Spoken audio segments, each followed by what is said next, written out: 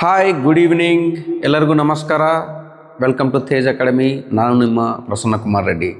ಇವತ್ತು ನಾವು ಒಂದು ಇಂಪಾರ್ಟೆಂಟ್ ಅಪ್ಡೇಟ್ KCET ಎಕ್ಸಾಮ್ ಬಗ್ಗೆ ಡಿಸ್ಕಸ್ ಮಾಡೋಕ್ಕೆ ಬಂದಿದ್ದೀವಿ. ನಿಮ್ಮೆಲ್ಲರಿಗೂ ಗೊತ್ತು, ಲಾಸ್ಟ್ ಇಯರ್ KCET ಎಕ್ಸಾಮ್ ಸಿಲೆಬಸ್ಸಲ್ಲಿ ತುಂಬ ಚೇಂಜಸ್ ಆಗಿದ್ದಾವೆ.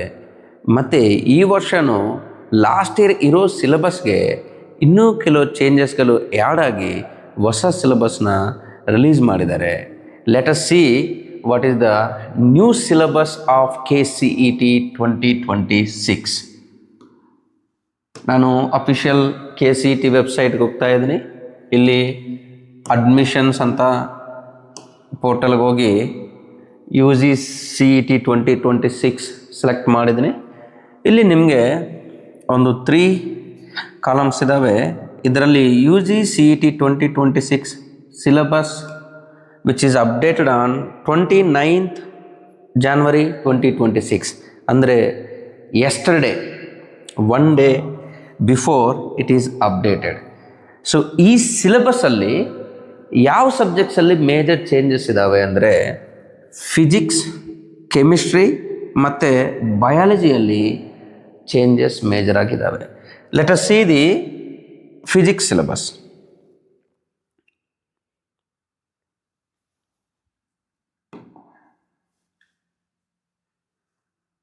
ನೀವು ಫಿಸಿಕ್ಸ್ ಸಿಲೆಬಸ್ನ ನೋಡಿದರೆ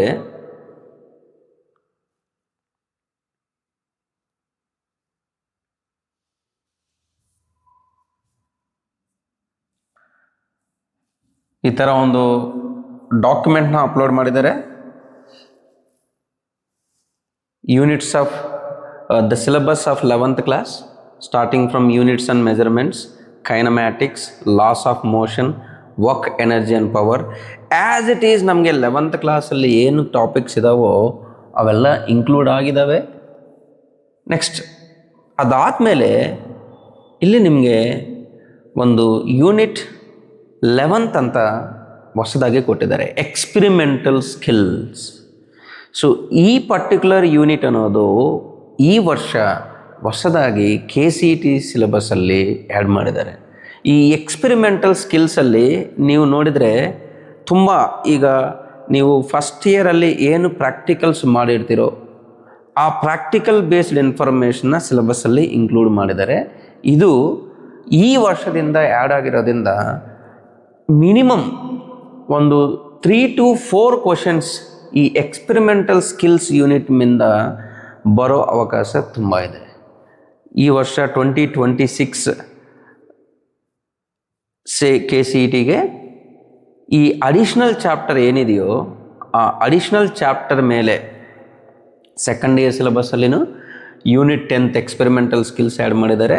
ಸೊ ಈ ಅಡಿಷ್ನಲ್ ಸಿಲೆಬಸ್ ಮೇಲೆ minimum 4 questions we can 100% expect. So ಯಾರಾದರೂ ಆಲ್ರೆಡಿ ಎಲ್ಲ ಚಾಪ್ಟರ್ಸ್ ಪ್ರಿಪೇರ್ ಆಗಿರೋ ಸ್ಟೂಡೆಂಟ್ಸ್ ಇದ್ದರೆ you should also focus on this newly added experimental skill syllabus. One unit is added in the 11th part, one unit is added in the 12th part. ಈಗ chemistry ನೋಡೋಣ. Chemistry ಸಿಲೆಬಸ್ಸಲ್ಲಿ ಹೊಸದಾಗಿ ಏನು changes ಬಂದಿದ್ದಾವೆ, ಏನು units add ಮಾಡಿದ್ದಾರೆ ಅಂತ identify ಮಾಡೋಣ. So chemistry CET 2026 ಇದರಲ್ಲಿನೂ ಫಸ್ಟ್ ಇಯರ್ ಸಿಲೆಬಸ್ಸಲ್ಲಿ ಏನೇನು ಯೂನಿಟ್ಸ್ ಇದ್ದಾವೋ ಅವೆಲ್ಲ ಆ್ಯಡ್ ಮಾಡಿದ್ದಾರೆ. ಎಲಾಂಗ್ ವಿತ್ ದ್ಯಾಟ್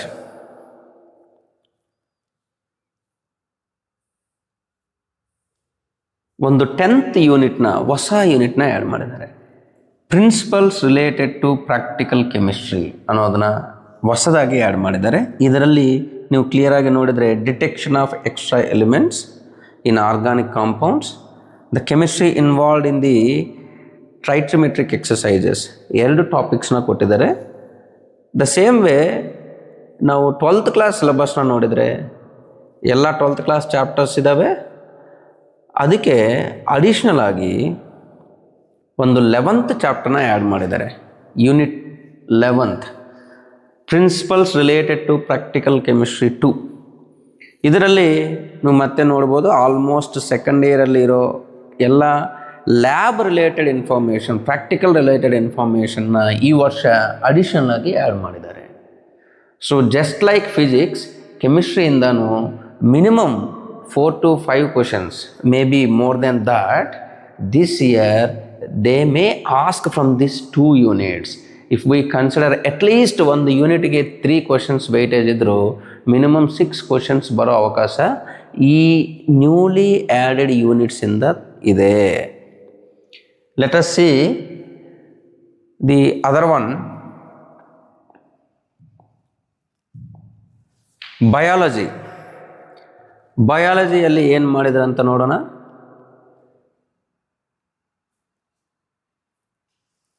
ನೀವು ಬಯಾಲಜಿ ಸಿಲೆಬಸ್ ನೋಡಿದರೆ ಇಲ್ಲಿನೂ 11th ಕ್ಲಾಸಲ್ಲಿ ಇರೋ ಚಾಪ್ಟರ್ಸ್ ಆ್ಯಸ್ ಇಟ್ ಈಸ್ ಹಂಗೆ ಕೊಟ್ಟಿದ್ದಾರೆ. Diversity in living organisms, structural organisation, cell, and then plant physiology, ಅದಾದಮೇಲೆ ಹ್ಯೂಮನ್ ಫಿಸಿಯಾಲಜಿ ಇದೆ. After this one more unit is added, that is principles related to practical biology ಅಂತ ಕೊಟ್ಟಿದ್ದಾರೆ. ಸೊ ಈ practical ಬಯಾಲಜಿಯಲ್ಲಿ ಏನೇನು ಆ್ಯಡ್ ಮಾಡಿದ್ದಾರೆ, study and describe locally available common flowering plants of family Solanaceae, floral formula and floral diagram. ಇದು this is not something which is added completely new.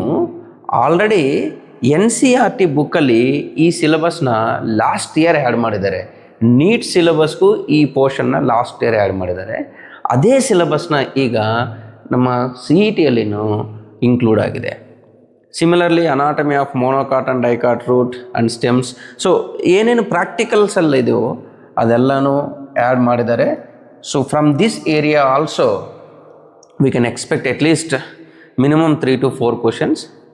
Similarly second year ಅಲ್ಲಿ same chapters, ಎಲ್ಲ chapters ಇದ್ದಾವೆ, ecosystem, biodiversity. ಅದಾದಮೇಲೆ you can see one more unit, 6th unit, principles related to practical biology ಅಂತ.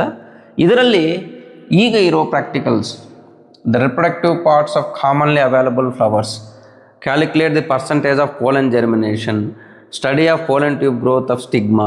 So ಈ ಥರ practical related ಇನ್ಫಾರ್ಮೇಷನ್ನ almost 13 different variety of ಟಾಪಿಕ್ಸ್ನ add ಮಾಡಿದ್ದಾರೆ ಈ ವರ್ಷ.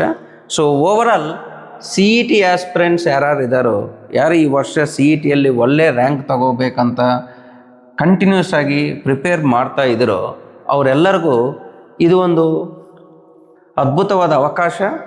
ಪ್ರಾಕ್ಟಿಕಲ್ಸ್ ನೀವೀಗ ಏನು ಮಾಡ್ತಾ ಇದ್ರೋ, next mostly 4th or 5th ನಿಮಗೆ ಪ್ರಾಕ್ಟಿಕಲ್ ಶೆಡ್ಯೂಲ್ ಆಗಿರ್ಬೋದು.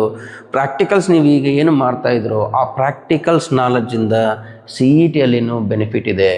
ಸೊ ಅದರಿಂದ you please focus more on practical content also. Lab ಮ್ಯಾನ್ಯುವಲ್ಸ್ನ ತರುವಾಗಿ ಓದಿ, ಪ್ರಾಕ್ಟಿಕಲ್ನ ಸ್ವಲ್ಪ ಸೀರಿಯಸ್ ಆಗಿ ತಗೊಂಡು ಮಾಡಿ, ಅದರಿಂದ ನಿಮಗೆ CETಗೂ ಹೆಲ್ಪ್ ಆಗುತ್ತೆ. Please do follow our Tej Academy YouTube channel, download our app. We are going to do good qualitative MCQs on the newly added topics also. Very soon we will post that. Physics newly added syllabus MCQs, chemistry newly added syllabus MCQs, as well as biology newly added syllabus MCQs we are going to release soon. Stay tuned with Tej Academy. If you have not yet subscribed our channel, please do subscribe our channel. Thank you.